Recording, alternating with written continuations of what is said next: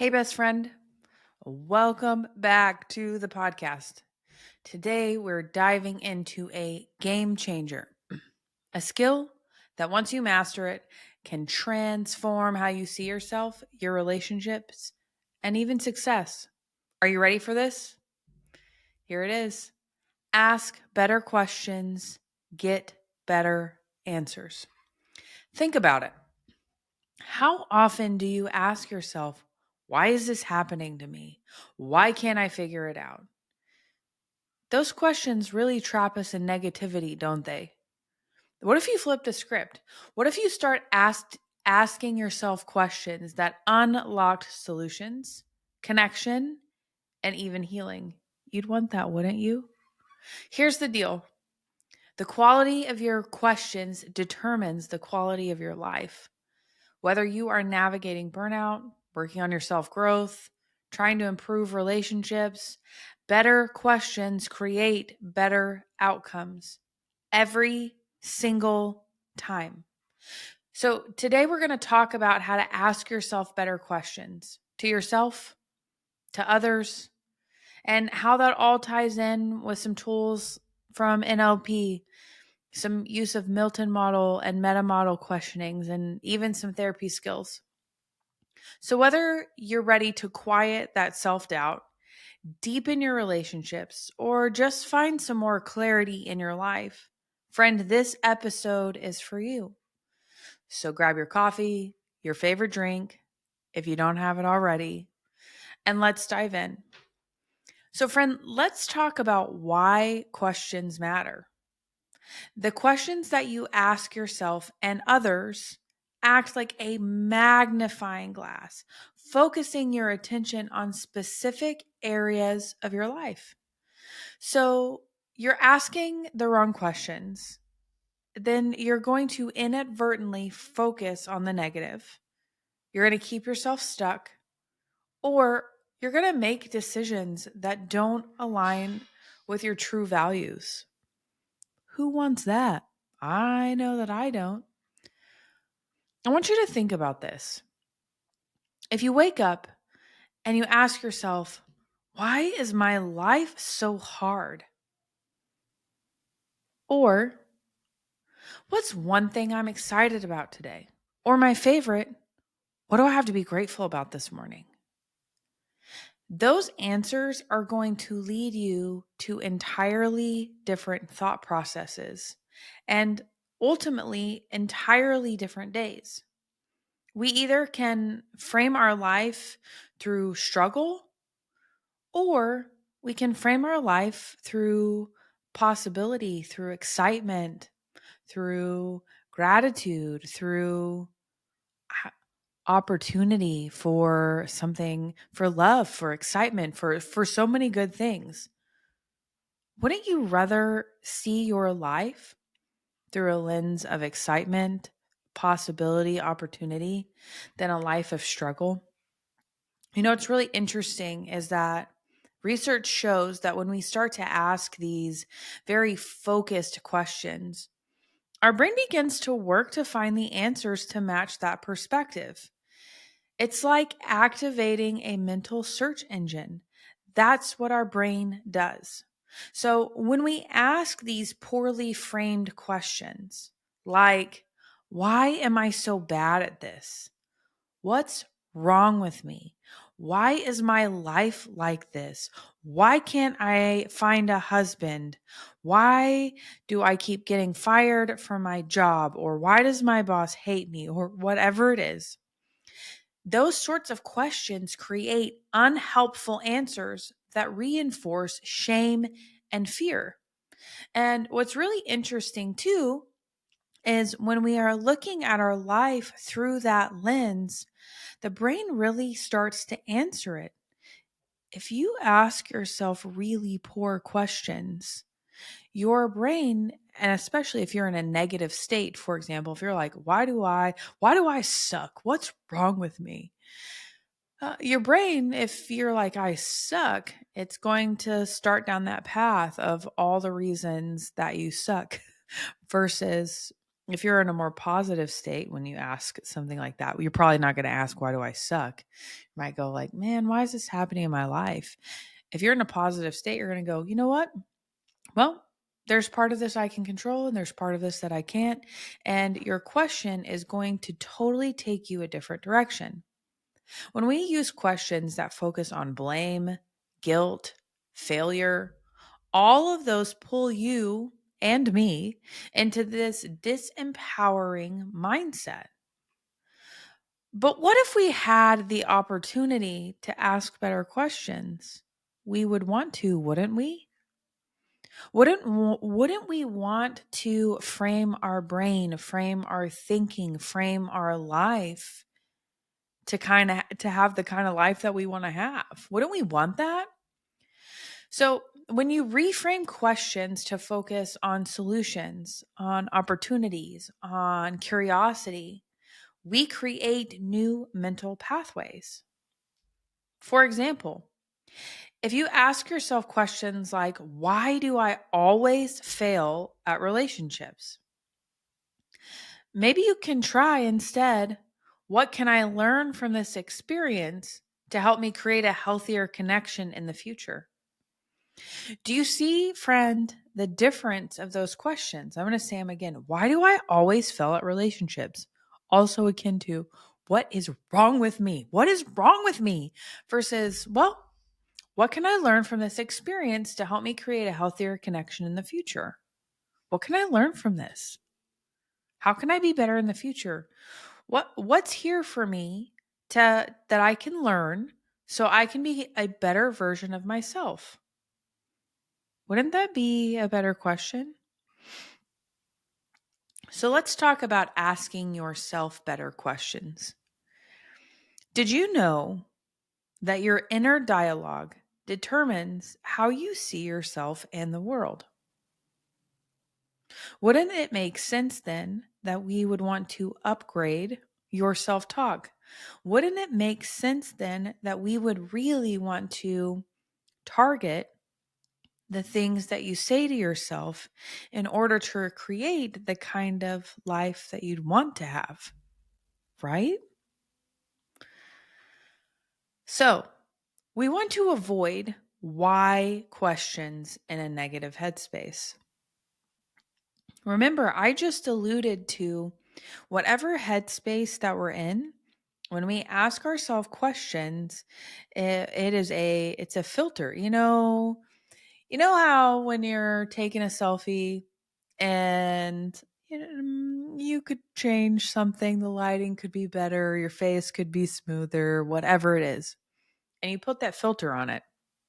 Well, that's how whether we're in a negative or positive mindset, that headspace, that also is going to frame the way that we begin to answer those questions. But if you ask yourself why questions, I want to encourage you avoid that like the plague. But if you ask yourself why questions, what they do is they lead to blame and circular thinking, especially when you're feeling down. For example, why am I so lazy? What that does is it invites shame and it doesn't lead to action.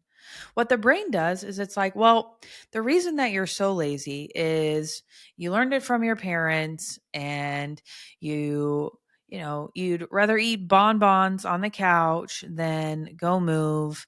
And you're really just super gross because your house is a pigsty and it's because you're lazy, but ultimately you're lazy because you're a big fat loser and no one likes you and you're pretty much just not good enough. This is what happens in the brain is it takes one simple thought and it just circles it around the drain of negativity all the way down to where you're in this place where you're like, man, I'm pretty much the most worthless person that's ever existed on the face of the earth. And probably the moon and the universe and just it just keeps going. You want to reframe this. You want to reframe this. Instead of why am I so lazy?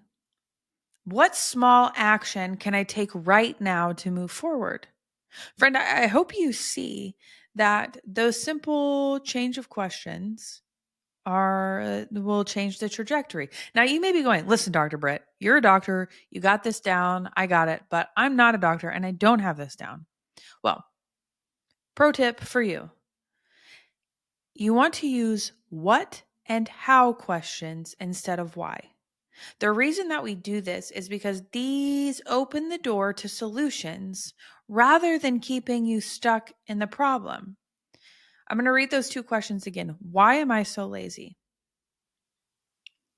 Versus what small action can I take right now to move forward? Now, I've already said it, so you could be poking at me and you're like, Dr. Britt, you said, what's wrong with me? That is a what question instead of a why question. In that instance, it is very akin to a why question. Because it's like, why am I like this? What's wrong with me is why am I like this? Versus how can I interact differently? What would I need to change in myself in order to get a different outcome? Those questions, those what and hows, frame the question very differently. I'm hoping that you're getting that. And by the way, if that feels confusing, come join me in the besties group and we'll talk about it. You want to self coach. It's nice to have a coach. It's nice to have a counselor. It's nice to have a cheerleader best friend. But you really got to practice internally asking these really empowering questions to yourself. When we do this, we activate curiosity and hope internally. You'd want more of that, wouldn't you? So, for some examples of this are, what do I truly want in this situation? What do I truly want?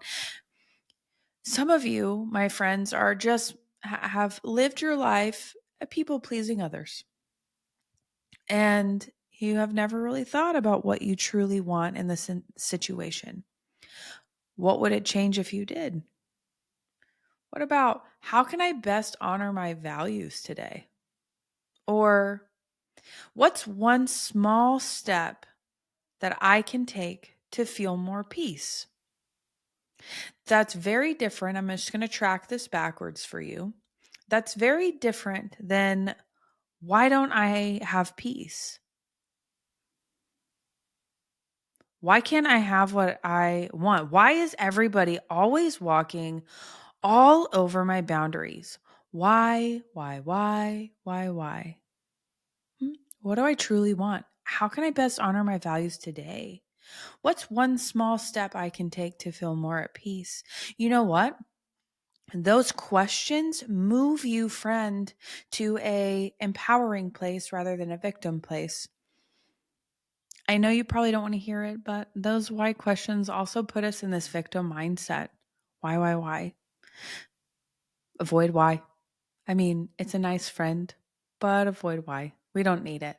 So, questions like these, those what, those hows, really focus our mind again on possibility and action instead of overwhelm and self criticism. I mean, let's be honest. How many times really has being self-critical, has sitting in overwhelm got you what you wanted? Now, you may say, well, it does. It moves me to action. Yeah, in the short term. In the short term, it does. Sometimes that negative energy can move us to take action, but it's out of fear, it's out of shame, it's connected to all kinds of inky stuff, and then after you do it, most of the time you still have that feeling times a lot more. So I want to encourage you to practice asking yourself better questions. One of the ways that you can do this is journaling. Like, for example, maybe try writing down your biggest frustration and then write 5 to 10 questions that focus on solutions, that focus on practicing asking yourself better questions. Maybe in the morning while you're getting ready for your day, whether your day's headed out to the gym, to work, to get your little nugget out of bed, it doesn't matter. That as you're walking, as you're decided, as you're heading that way, you ask yourself, what do I need today to feel my best? That's a pretty simple question. What do I need today to feel my best? And by the way, sometimes that's a really simple answer. Sometimes it's like, oh, I could just use a pop of lipstick. I would feel my best if I did that. Sometimes it's, I need to not wear yoga pants today. I need to like put on real people clothes. I love yoga pants. I won't even go down that path. But maybe it's like I need to put on a dress. I need to put on some jeans. I need to change the game. What do I need to do today to feel my best? I need to read a chapter of a book. I need to call a friend. I need to whatever. Can you see how that would change the trajectory of your morning? And by the way, you've also told your mind when you say, what do I need today to feel my best?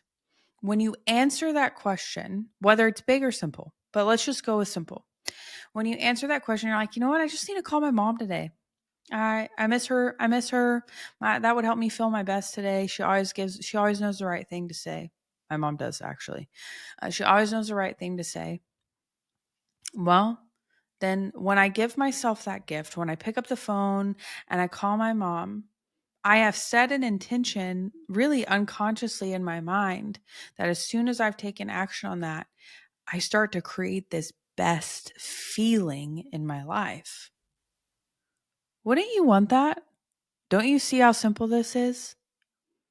Maybe you need to imagine the best version of yourself and ask, what does this version of me need to do today? Because, I think about myself right now. I'm going to use physical. I just think it's easy. Currently, I am working on getting my body ready for getting pregnant again. And that version of me has a healthier, more fit body than this one. What does this version of me need to do today? That version of me might need to go for a walk, go lift some weights, go to Hot Works, choose nutrient dense foods, like whatever that is. What does the best version of me need to do today? What would you get in your life if you started asking yourself that question? It'd be more of what you want in your life, wouldn't it? Yeah. So, not only do we need to ask ourselves better questions, but we also need to ask better questions of others, right? Yeah. The quality of your relationships depends on the quality of your communication. So, the better questions that you ask, the more understanding, the more connection, the more trust that you have. These questions help you go beyond surface. They help people know you. And I hope, bestie, that you want to be known. It'd be better for your life if you were, wouldn't it? Yeah. A lot of us have these sort of default questions like, hey, how are you? What's new? What's happening? But those sorts of questions, and I know that you've experienced it, I have, and I know that I've asked those questions and received these answers back. They're generic, they're shallow, they don't really take you anywhere. It's like a sentence. I feel like that's the adult equivalent of uh, when you ask a teenager, "Hey, how's your day?" They're like, "Fine." Yeah. How are you? I'm good. What's new? Same old, same old. Or like maybe you do have something that's new, but basically it's like one sentence. And then you move on and it doesn't actually foster any real depth. So I want you to think about the better questions you ask of others, the deeper your relationship gets to go.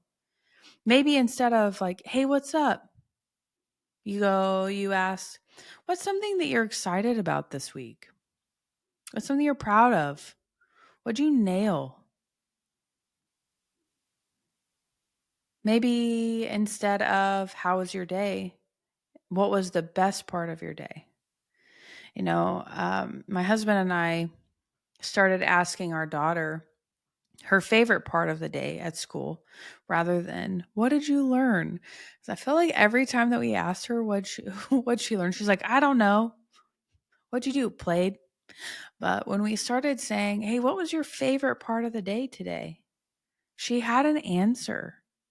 And sometimes we think that our questions are good questions, and then we have to start to tailor them really to the person to help us go deeper. So, why this works is, and I know that you've experienced this. Let me just say this. I know that you have a friend, at least I hope that you do, or you know someone that they ask really great questions. Like, it's kind of like they actually want to know you. Who knew? So these questions make people feel seen. They open the door for deeper connection. And if you're not great at this, that's okay. This is a learning process. It's okay, friend, to not be great at this. But now that you know, let's practice. So, if you know that you are not a great question asker, put some questions on your phone, look them up, get on Pinterest, ask Google. There's amazing things, AI. Just figure out a place to ask some good questions, put them on your phone. And when you go out to lunch with your friend, when you call them up, when you whatever, that you whip out your phone and you're like, hey, listen, I'm not texting. I'm not trying to disconnect from you. I actually have some questions that I want to ask because I want to get to know you more. No one is going to judge you. And by the way, if that friend did judge you, they're not a friend. They're not a friend. I would so respect someone who's like, you know what? I suck at asking questions. So what I did was I wrote some down because I want to make sure that I'm actually asking questions to get to know you. That's intentional. Wouldn't you love a friend that actually put thought into your relationship that said, you know what? I'd love to know these things about Brittany. So I wrote them down and I wanted to make sure I asked.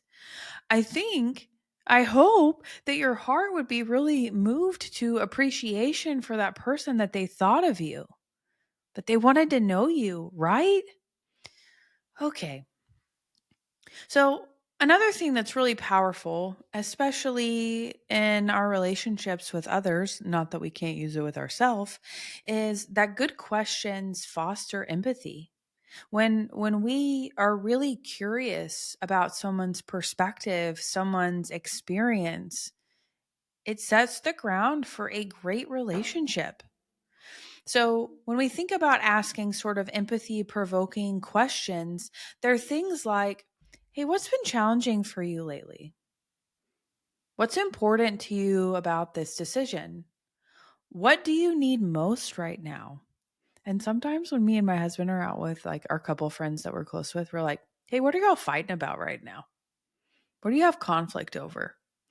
And that is a deeper, uncomfortable question. I know you might not actually want to go out to dinner with us. You're like, I'll pass on that one.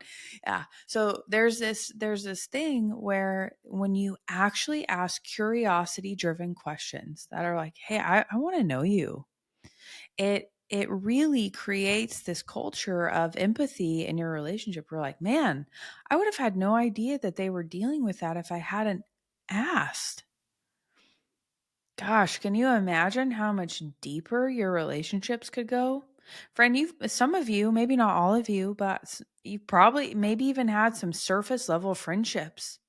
And your friendships were surface and you could never go deeper, maybe because you sucked at asking questions. Guess what? You don't have to anymore. You can get better at asking these questions to get to the heart of the person, to really know them. Again, these sorts of questions help people feel heard, understood. They create trust and connection. You want that in your relationships, don't you? Yeah. If you want to solve conflict, you need to ask better questions. Huh. Who knew? Conflict often escalates because we make assumptions instead of seeking clarity. Don't we? Love all my questions today. Don't we? We do that, don't we? We just assume that we know what the other person means when they say something because we have a picture in our mind of whatever that means. I think about feelings, for example. If I have a client sitting in my office and they're like, yeah, I'm just angry. Well, I have a picture in my mind of what angry means. but their picture of what angry means might be very different. You think about any political candidate. Every single person, no matter who your brain just went to, you have a picture in your mind. It's called an internal representation of that person. So we have assumptions, we make meaning, we have a picture of what it means, what that person stands for, what they mean, all of those things. I mean, go look at social media, you'll see the stark contrast. But I know you have that already in yourself. So when we make assumptions and we escalate conflict, we don't have to. You can ask things like, "Can you help me understand how you're feeling right now? Can you tell me more about that? What can we do together to resolve this? You're really important to me. Help me understand. What's the most important thing to you in this situation?" Can you imagine how those would probably help to decrease conflict, de escalate whatever is going on? Now, obviously, I don't need to say it, but I'm going to say it anyways. You have to stay calm and not be, you can't yell these questions at someone and expect to get a good response. But if you stay calm, if you are genuinely curious, if you're collaborative and not accusatory, guess what? You'll get somewhere by asking really good questions. And it's like, what can I do to be better? How where did I miss it in this situation? How can I love you better? Those questions decrease conflict and increase intimacy because they're an actual desire to know the other person rather than just refute what they're saying to you. Can you see how this would be really beneficial in your life? Maybe you need to use it with your kids, not just your romantic partner, you know? Hmm. Yeah. You hear me talk about NLP, which is short for neuro linguistic programming. And neurolinguistic programming talks about these two different styles of questions, which are Milton Model and Meta Model. And what they do is they help you shift perspectives and uncover deeper truths. That would be a good idea, right?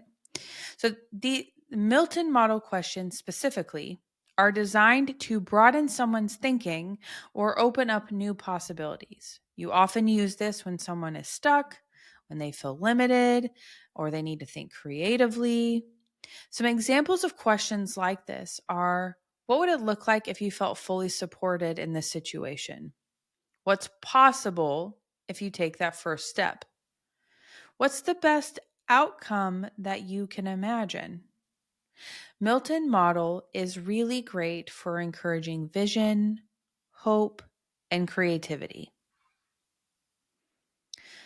Meta model questions, though, are really fun to me. So, this model challenges vague language and assumptions to help uncover clarity and deeper insights. If you see a counselor or a coach and they're a good one, they're great at meta model. They're also good at Milton model, but they're great at meta model. So, someone is going to use this with you, or you use this with them to help uncover generalizations or limiting beliefs. Some examples of this are like, what is specifically overwhelming you right now? How do you know that that's true? Who or what is preventing you from moving forward? So let me sort of tell that in a story. So let's say that someone in your life said, "Yeah, I just can't move forward." You go, "Who or what is preventing you from moving forward?" "Well, my mom." "Sorry, mom." "Well, my mom." How specifically is your mom preventing you from moving forward? Those questions start to unlock the scenario, unlock the thinking. If it's, my mom is preventing me from moving forward, how do you know that that's true? I'm looking for the way that they see the world. How do you know that that's true? Well, my mom always has something negative to say about my dreams. Always? Like, I'm just going to go always? Like, I'm going to ask the question, always, because always and never don't exist. So always, they always do that. And these are really fun, by the way. You can just jack your children up in the best kind of way with meta model questions. And they help you get actually to the root of whatever it is that's going on. Because this fictional person whose mom is preventing them from moving forward. Well, maybe not. Maybe they're actually not. Maybe this person just has a picture that they're seeing the world through that's not actually reality. And the only way to do that is to sort of start to sweep away these roadblocks in thinking. It is very fun. You know, Neuroscience is magical when it comes to really thinking about questions, how they motivate us, how we choose them wisely. So, just from like a nerdy standpoint, because I like neuroscience, the brain's reticular activating system, which is your RAS, filters out information to match your focus. So, for example, and I alluded to this earlier, but I'm telling you from a neuroscience perspective. If you ask, why does nothing ever work out for me? Guess what? Your RAS, which is that search engine in your brain, it will seek out evidence to confirm this belief. Thank you, Raz. If I say, man, why does everything just seem to go right for me? Well, my Raz is going to seek out information to confirm this belief. Now, we're not going to go down the path of like how this could be dangerous, but let's just focus on the fact that we can actually get our brain to work for us. If you could get your brain to work for you, you would want to do that, wouldn't you? Better questions like, what am I grateful for today? Activate the brain's rich reward center and create a sense of positivity and motivation. What can I accomplish today? How would I feel? How would I feel if I went on that walk that I've been saying that I need to go on? How would I feel if I did that? I'd feel really good. I'd probably be proud of myself. So I've already started to filter what needs to happen in my brain. When we deal with, excuse me, I got a little froggy in my throat. There we go. When we deal with chronic stress from negative questions, I want you to hear this. Chronic stress from negative questions. So your negative questions can create chronic stress. Now, could we start to ask the question, is it the chicken or the egg? I don't know. Which came first? Either way, your negative questions can create chronic stress in your life because those negative questions shrink your prefrontal cortex, which is your decision maker, and they amplify your amygdala, your fight or flight center. This makes it harder to clearly think or regulate your emotions because you are experiencing chronic stress and you are creating chronic stress. I know that might not feel good for me to say that, but by the way, if you have the power to create chronic stress, you also have the power to create peace. Seems powerful, huh? Yeah. So when you ask better questions to your mind, to yourself, to your friends, but let's talk about you specifically. When you ask better questions, you help calm the nervous system and you shift into a problem solving state. So let me just pause there. Have you ever had a problem in your life that when you looked at the problem, when you faced the problem, you conquered it? When you faced the problem, you knew how to get over the hurdle. When you faced the problem, you ran yourself through that wall to get to the other side. When you solved the problem, when you ran through the wall, when you jumped over that hurdle, when you kicked away every stinking obstacle in your way, how'd you feel? When I do that, man, I feel like a bad mamma jamma. I can do anything. I'm proud. I'm in this, it's confidence. I'm in this problem solving state. So let's just follow this path. When I ask better questions, I calm my nervous system. I shift into a problem solving state, which often involves confidence, pride, strength, maybe even excitement. And what that does is actually strengthen your prefrontal cortex over time. Wouldn't you rather strengthen your decision maker rather than shrink it? You would, wouldn't you? And that's the only thing that makes sense, right? That you would do that. A lot of therapies, as one would expect, ask good questions. If your person, your therapist is not asking you good questions, you might want to consider getting a different one. You need good questions. So, when we think about getting rid of limiting beliefs, mental and emotional release, in that process of mental and emotional release, some of the questions that you ask are: when was the first time you felt this way? What would it feel like to let the belief go? Uh, what learnings are there for you to preserve with this emotion? When you think about those questions, it makes it much easier to let stuff go.